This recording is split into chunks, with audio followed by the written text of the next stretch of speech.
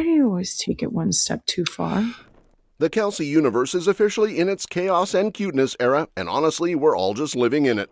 First up, Kylie Kelce throws a hilarious reality check at Jason as his Eagles obsession gets a little too intense. It's a sacrifice of your own fandom. Yes, because I'm like, I want to watch this so badly. And then, New Heights ends the year with a certified banger as Caitlyn Clark pulls up again and fans lose their minds. Let's go! 92%ers, please welcome back to the show, Caitlyn Clark! After that, Travis drops special news during the Chiefs' final week, with retirement whispers getting louder.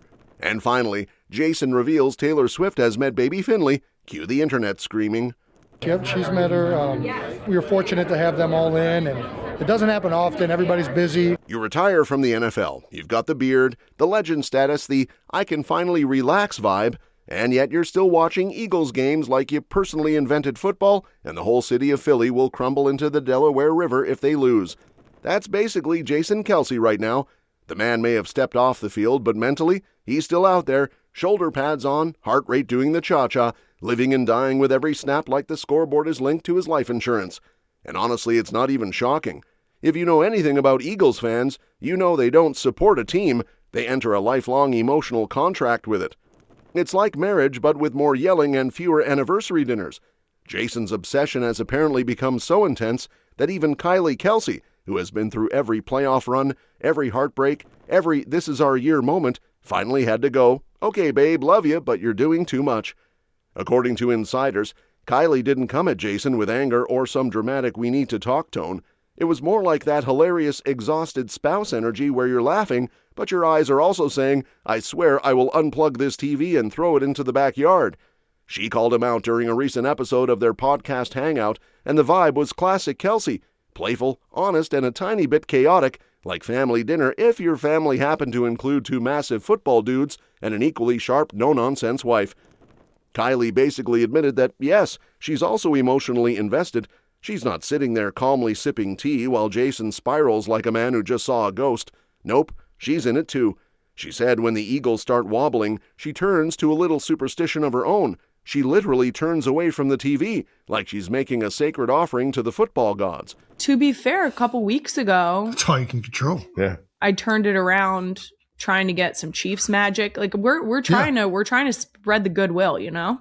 Imagine how badly she wants to watch, but she's acting like she's taking one for the team, staring into the void like, if I don't look, we might score. That's not fandom, that's spiritual warfare. And she didn't even pretend it was rational.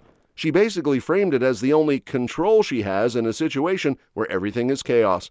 Like she knows she can't block for Jalen Hurts or call plays from the couch.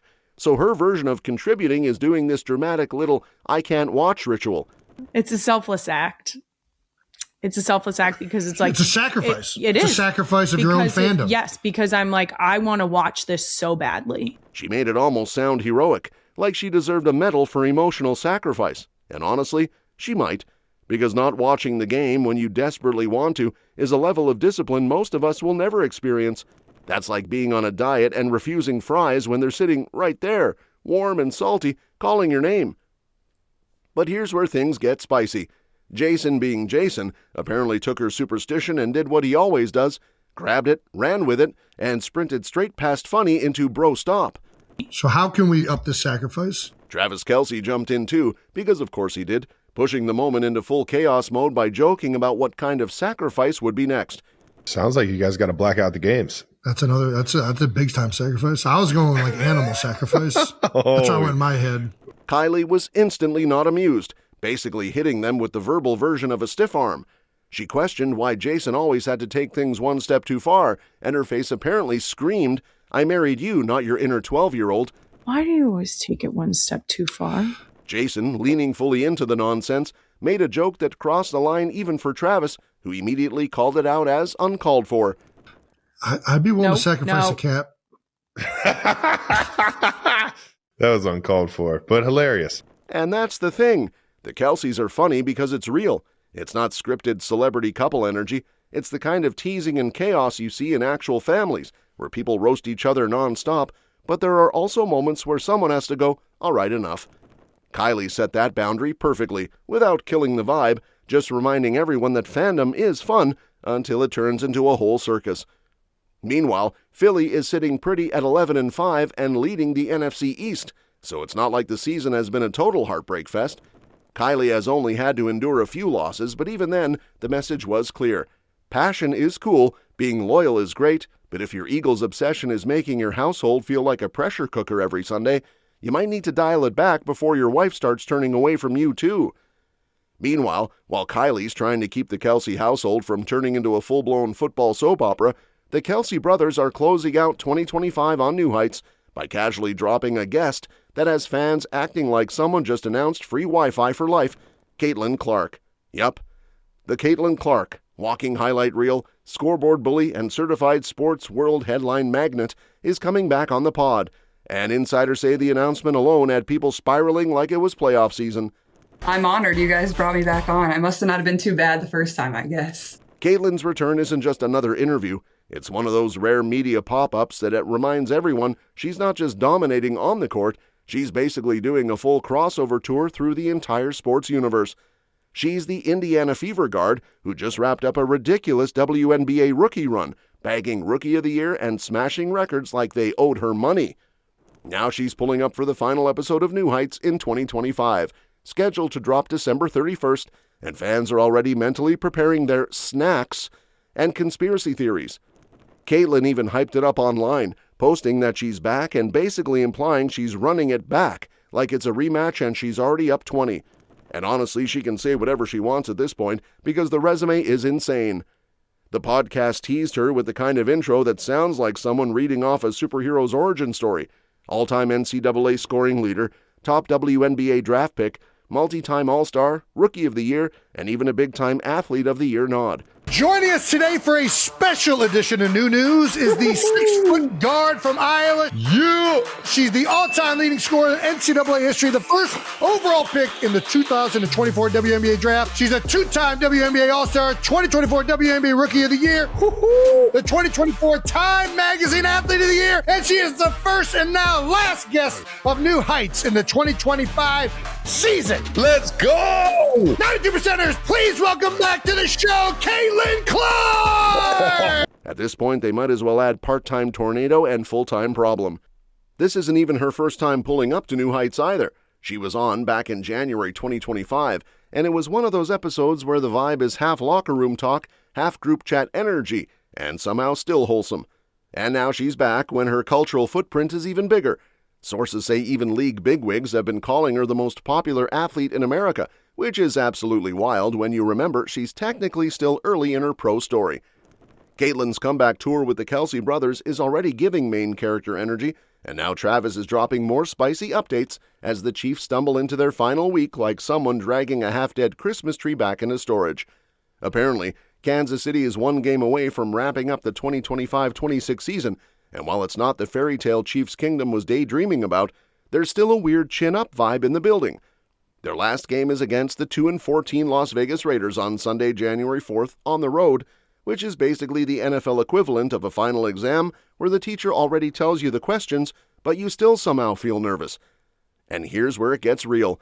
Travis Kelce is staring down the big, scary question everyone keeps whispering about like it's Voldemort: retirement.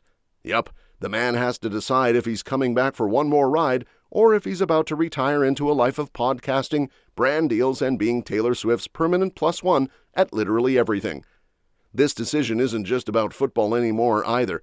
It's about life, vibes, and the fact that he and Taylor are reportedly planning a wedding, which honestly sounds like an event that would crash the internet harder than a Chiefs fourth-quarter meltdown. But even with all that wedding glitter in the air, Travis still has work to do. The Chiefs may be out of playoff contention after that loss to the Chargers on December 14th, but apparently Travis isn't doing the whole "I'm retired in my mind already" thing. Just the fact that I know when it's over, it's over. And I feel like, I don't know, like I still have a lot of love for this game. Andy Reid confirmed Travis will play in the Raiders game. No hesitation, no dramatic pause, just a straight-up yes like it was the easiest question on earth, which is huge, because this might be the last time fans see number 87 out there doing number 87 things, and you already know people are going to be crying into their jerseys if it happens. And while the Chiefs are gearing up for what could be Travis's last ride in that iconic number 87, the Kelce family storyline gets even cuter because Taylor Swift has officially met the tiniest Kelce on the roster, baby Finley.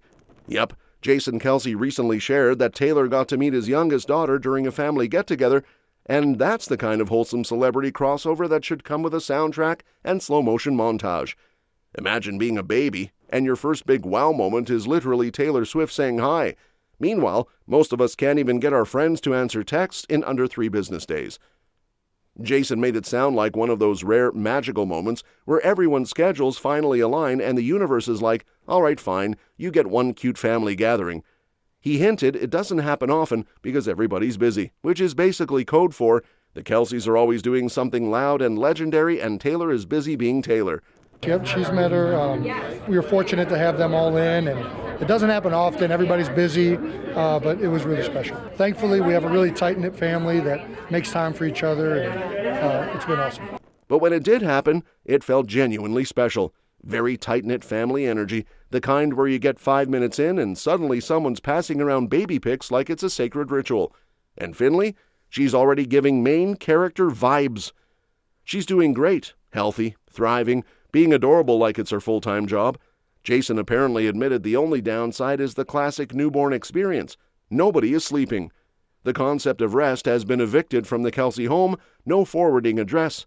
But he still sounded like a proud dad who's just accepted that coffee is now a personality trait. Yes, no, Finley's doing great. She's 6 weeks old, so she is a baby. We are not sleeping much, but it's been good. That's all for this video, folks. We'll see you next time.